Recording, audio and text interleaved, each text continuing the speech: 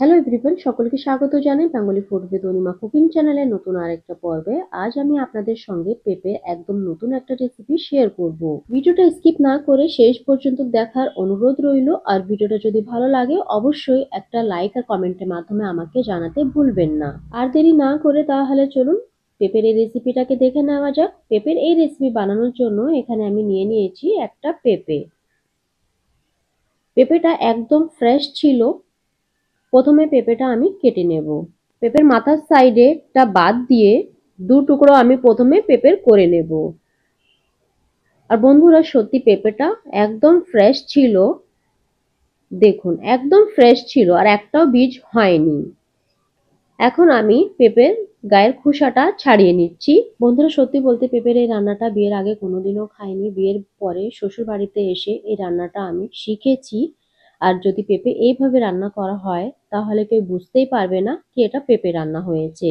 খেতে ভীষণই ভালো হয়। দেখুন, আপনাদের সঙ্গে কথা বলতে বলতে পেঁপেগুলো আমি এখানে ছোট ছোট টুকরো করে কেটে নিয়েছি। কাটার পরে ভালো জল দিয়েও ধুয়ে নিয়েছি। এখন এই কেটে রাখা পেঁপেগুলো আমি গ্রেটারের হেল্প দিয়ে গ্রেট করে নেব। আর এই রান্নাটা করার জন্য পেঁপেগুলি গ্রেট করে নিতে হবে। ঠিক এভাবেই আমি বাদ বাকি পেঁপেগুলিও গ্রেট করে নেব। গ্রেট করার আগে পেঁপেগুলো ধুয়ে নিতে হবে। গ্রেট করার পরে পেঁপে ধোয়ার কোনো দরকার নেই, মানে গ্রেট করে রাখা পেঁপে ধোয়ার কোনো দরকার নেই। দেখুন, সবগুলো পেঁপেগুলো এখানে আমি গ্রেট করে নিয়েছি। এখন রান্নাটা শুরু করব। রান্নাটা শুরু করার জন্য এখানে আমি বসিয়ে দিয়েছি কড়াই। আর অবশ্যই এই রান্নাটা সর্ষের তেলে করতে হবে। তার জন্য এখানে আমি দিয়ে দিচ্ছি পরিমাণ মতন সর্ষের তেল। তেলটা প্রথমে ভালো করে গরম করে নিতে হবে। ফোড়নের জন্য এখানে দিয়ে দেবো একটা শুকনো লঙ্কা আর কালো সর্ষে। এখন ফোড়নটাকে সুন্দরভাবে এখানে ভেজে নেব। আমি আজকে পেঁপের এই রান্নাতে কালো সর্ষে ইউজ করছি, তবে আপনারা যদি চান তাহলে কালো জিরেও ইউজ করতে পারেন। ফোড়নটা এখানে সুন্দরভাবে ভাজা হয়ে গেছে। এখন দিয়ে দিচ্ছি এখানে গ্রেট করে রাখা পেঁপে। পেঁপে অ্যাড করার পরে সুন্দরভাবে এখানে সবকিছু আমি মিক্স করে দিচ্ছি। বন্ধুরা, পেঁপের এই রান্নায় কোনো রকমের গুঁড়ো মশলাও আমি ইউজ করব না। আর হাতে মাত্র 10 মিনিট সময় থাকলে পেঁপের এই নিরামিষ রান্নাটা তৈরি করে নিতে পারবেন। বন্ধুরা, পেঁপের এই রান্নাটা খেতে বেশ ভালো হয়। আর যদি পেঁপেটা এইভাবে রান্না করা হয় তাহলে কেউ বুঝতেই পারবে না কি এটা পেঁপে রান্না করা হয়েছে। সবকিছু ভালো করে এখানে নাড়াচাড়া করে মিশিয়ে দিয়েছি। এখন দিয়ে দিচ্ছি পরিমাণ মতন হলুদ আর লবণ। আর তার সাথে এখানে দিয়ে দিচ্ছি দুটো কাঁচা চিরা লঙ্কা। এই মশলা ছাড়া আর কোনো রকমের গুঁড়ো মশলা আমি এখানে ইউজ করব না। এখন সবকিছু আরেকবার ভালো করে এখানে আমি মিক্স করে দিচ্ছি। ও আপনাদের সঙ্গে তো শেয়ারই করা হলো না, শ্বশুর বাড়িতে আমি এই রান্না কার কাছ থেকে শিখেছি। শ্বশুর বাড়িতে এই রান্নাটা শিখেছি আমার হাজব্যান্ডের কাছ থেকে। উনি পেঁপে খেতে একটুও পছন্দ করেন না, তবে পেঁপের এই রান্নাটা খেতে উনি বেশ ভালোবাসেন।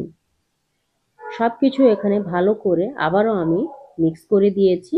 এখন ঢেকে দিয়ে বাদবাকি রান্নাটা করব। 5 থেকে 6 মিনিটের জন্য এখানে আমি ঢাকা দিয়ে রান্নাটা করে নিচ্ছি। 6 মিনিট পরে ঢাকনাটা খুলে আরেকবার আমি সবকিছু ভালো করে এখানে নাড়াচাড়া করে দিচ্ছি। আর পেঁপেটা তো ফ্রেশ ছিল, তাই সেদ্ধ হতে বেশি সময় লাগেনি। পেঁপে এখানে বেশ সেদ্ধ হয়ে গেছিল, গ্রেট করে নিয়েছিলাম তো তার জন্য বেশি সময় লাগেনি পেঁপে সেদ্ধ হতে। এই রান্নাটা খেতে আমার বেশ ভালোই লেগেছিল, তার জন্য ভাবলাম এই রান্নাটা আপনাদের সঙ্গেও শেয়ার করি। আবারও আমি নাড়াচাড়া করে 2 থেকে 3 মিনিটের মতন ঢাকা দিয়ে এখানে রান্নাটা করে নিয়েছিলাম। একদম রেডি হয়ে গেছে পেঁপের এই নিরামিষ রান্না। বন্ধুরা, আজ আপনাদের সঙ্গে পেঁপের এই নতুন একটা রেসিপি শেয়ার করলাম। আগে কোনোদিনও কি আপনারা খেয়েছেন? আর যদি খেয়ে থাকেন তাহলে অবশ্যই একটা কমেন্টের মাধ্যমে আমাকে জানাবেন। সামান্য পরিমাণে চিনি অ্যাড করে আর একবার সবকিছু মিক্স করে দিয়ে গ্যাসের ফ্লেমটা অফ করে দিয়েছিলাম। এখন আপনাদেরকে সার্ভ করেও দেখাচ্ছি।